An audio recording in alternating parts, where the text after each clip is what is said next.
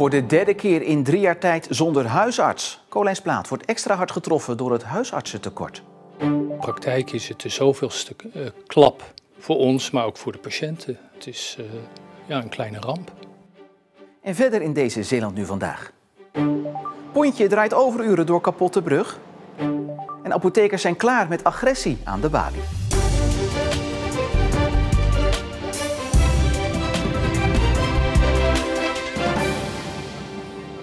Goedenavond. Het huisartsentekort is groot in Zeeland. Artsen die met pensioen willen, kunnen dat vaak niet door gebrek aan een opvolger. Kolijnsplaat was lange tijd gelukkig met hun huisarts, totdat hij plotseling overleed. De opvolger kwam vervolgens om het leven bij een auto-ongeluk en de opvolger daarvan is nu uitgeschakeld door ziekte. En dat in een tijdsbestek van 3 jaar. Het is een schrijnend voorbeeld van het tekort aan huisartsen en vervangers in Zeeland. We hebben natuurlijk een beladen verleden daarin met 2 artsen die er niet meer zijn, een arts die nu ziek is. Ja, en hoe nu verder? En dat is spannend. Lege stoelen in de wachtkamer. Voor de derde keer in korte tijd krijgt de praktijk te maken met slecht nieuws van en over de huisarts. Deze keer is huisarts Den Haven ernstig ziek. Zijn voorganger, Maarten Jansen, verongelukte juni vorig jaar. De huisarts daarvoor, Dora Mateva, overleed plotseling in 2019. Nou, natuurlijk in de eerste plaats voor dokter Den Haven is het verschrikkelijk. Want het is toch een heel slecht bericht. Ook voor zijn partner, die huisarts in Kamperland. En voor de praktijk is het de zoveelste klap voor ons, maar ook voor de patiënten. Ja, het is een kleine ramp. Ja. De praktijk blijft 2 weken dicht. Al probeert huisarts De Mulder elke dag even waar te nemen in Kolijnsplaat en is de apotheek wel open. De Mulder merkt dat huisartsen uit de omgeving willen bijspringen, alhoewel zij het ook druk hebben. De rek in Zeeland is er eigenlijk ook al heel lang uit. En toch zie je dat de collega's die het toch al zwaar hebben, toch hun hulp aankomen bieden. En dat is wel heel bemoedigend. Achter de schermen wordt al druk gezocht naar iemand die voor langere tijd komt waarnemen. De Dorpsraad hoopt dat dat lukt. Hopelijk wordt het hier gefixt en weet je, het eiland is gewoon heel gaaf. Dus ik denk wel dat heel veel artsen dan hier toch wel willen komen werken. Want het is gewoon een heel gaaf dorp. En hele gave mensen. Ik ga het even promoten.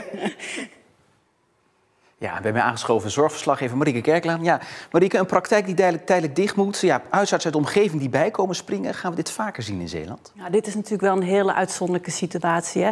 2 huisartsen die komen te overlijden. Eentje die nu ernstig ziek is. En dat inderdaad allemaal in een hele korte tijd. Maar feit is wel dat we hier in Zeeland geen blik met waarnemers of jonge artsen die staan te springen om praktijken over te nemen. Ja, die kunnen we hier in Zeeland niet opentrekken, dat blik. Dus dat is echt wel, het is een voorbeeld van hoe moeilijk het is om vervanging te zoeken. Ja, wat gaat dit voor ons betekenen als patiënt?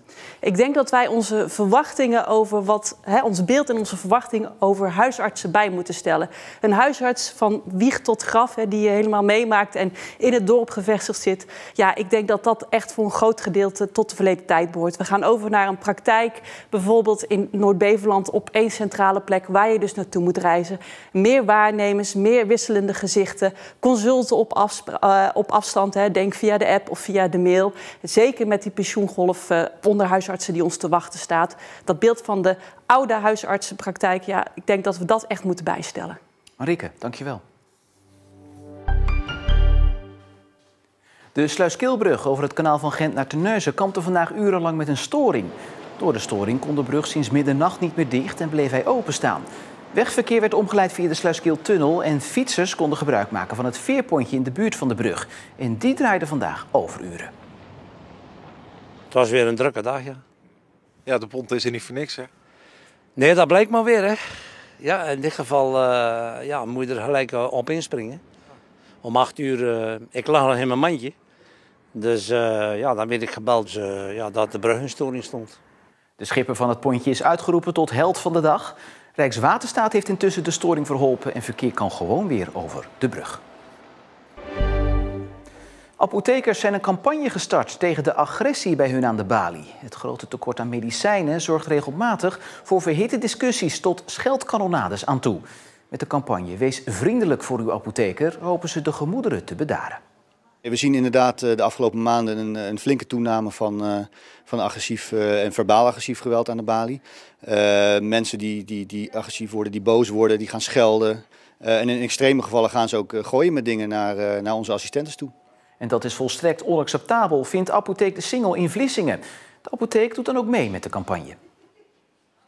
Ik denk zeker dat dat nodig is. Ik denk dat er toch wel een stukje bewustzijn mag zijn. Inderdaad ook dat wij als apotheek wel die boodschap brengen, maar ook niet altijd daar de oorzaak van het probleem zijn. Dat wij sterker nog, dat wij het juist proberen op te lossen. In de afgelopen 3 jaar heeft havenbedrijf Noord Seaport de haventarieven in de haven van Terneuzen gelijk getrokken met die van Gent en Vlissingen. Maar dat betekent wel een forse kostenstijging voor binnenvaartschippers. Het houdt wel in dat we 33% meer zijn gaan betalen als je alleen Terneuzen bekijkt. Voor mij, met een abonnement zeg maar, komt het op rond de €1500. Maar voor dat tarief kan hij wel in alle 3 de havens terecht. Als er plek is tenminste, want aan voldoende ligplaatsen schort het nou juist in Zeeland. Ja, beroerd. Rijkswaterstaat heeft een heleboel nagelaten, achterstallig onderhoud. Als weet dus alle ligplaatsen zijn daar weg. Dus ja, het blijft een heel probleem. En dat vanaf Willemstad tot aan Terneuzen is het toch een serieus probleem. En daar maken de schippers zich wel zorgen over, omdat ze vanwege de verplichte rusttijden wel ligplaatsen nodig hebben. 2022 is een spannend jaar geweest voor kunstmestfabrikant Yara in Sluiskil. Als een van de grootste verbruikers van aardgas moest het bedrijf flinke klappen opvangen toen de prijs de afgelopen maanden door het dak ging. Een roerig jaar inderdaad. We hebben heel veel ingezet op flexibiliteit. Er werd heel veel gevraagd, ook van de medewerkers qua flexibiliteit, ook van de fabrieken. Dus ik kijk erop terug inderdaad met gemengde gevoelens. De oorzaak is natuurlijk wel een oorlog die verschrikkelijk is. Dus, maar aan de andere kant ben ik ook blij dat we het scheepje recht hebben weten te houden. Zoals een bakker meel gebruikt om brood te bakken, zo gebruikt kunstmestfabrikant Yara in Sluiskil aardgas. Het is een van de grootste industriële aardgasverbruikers van ons land. Jaarlijks wordt hier in Sluiskil voor 1,3 miljoen huishoudens aan gas verbruikt om verschillende producten te maken, van kunstmestkorrels tot CO2 voor frisdrank en bier. Maar de hoge gasprijs dwong de producent om dit jaar flexibel te zijn. Normaal gesproken dan zijn we altijd bezig met hoe kunnen we de volgende kilo uit de fabriek knijpen, oneerbiedig gezegd. Hoe halen we een maximaal dagrecord? Want dan zijn er koeken, weten we op de afdelingen. Nou, dit jaar weinig koeken, want soms moesten we juist naar een minimumniveau. Dus het is veel meer, we hadden niet steeds dezelfde wind in de zeilen, maar die kwam steeds langs alle kanten in heel woelig water. Dus het was steeds opletten. Op een gegeven moment was de gasprijs zo hoog dat het goedkoper was om 2 fabrieken tijdelijk te sluiten die ammoniak maken. We hebben inderdaad heel kort, 10 dagen, 2 ammoniakfabrieken tegelijk stilgelegd. Dus toen stond alleen degene die achter mij te zien is, die stond nog aan. Dat is de grootste. Dat was gelukkig maar 10 dagen. Ook heel uitzonderlijk om dat maar slechts voor 10 dagen te doen. Dus het geeft ook wel iets weer van de flexibiliteit die vereist wordt, wat echt volstrekt niet normaal is. Dus wat dat betreft kijk ik ook met tevredenheid terug op het jaar. En nogmaals vooral richting de medewerkers, waar die flexibiliteit echt ontzettend lang gevraagd is na een coronaperiode, dan zijn we daar ontzettend blij mee. Ja. Ondanks dat het een spannend jaar was, gingen investeringen wel door. Zo had het bedrijf de grootste onderhoudsstop in de geschiedenis, goed voor €80 miljoen, en namen ze 120 nieuwe medewerkers aan. Maar wat dit jaar brengt? In januari 2022, vorig jaar, hadden we niet kunnen denken dat we zo'n jaar zouden hebben als nu. En ik durf de toekomst absoluut niet te voorspellen, zelfs volgende week niet. Dus de flexibiliteit, dat weten we wel, die heeft ons geholpen afgelopen jaar. En daar moeten we dus komend jaar nog meer op inzetten. Dat doen we ook door te investeren. En om ons daarmee zeg maar ook al klaar te maken voor de echte nieuwe toekomst die volledig groen zal zijn. Want Yara heeft nog een flinke opgave voor de boeg om over 7 jaar te voldoen aan de klimaateisen. 2030 willen wij 90% van onze CO2-emissies gereduceerd hebben. We zitten op meer dan 65. Nou, die 2030, kunnen we dat nog verder naar voren halen? Dat wordt wel een hele uitdaging, want het is al heel ambitieus. Daar zetten we volop op in. Die plannen die gaan zeker de koelkast niet in. Die liggen juist elke dag op de directietafel hier.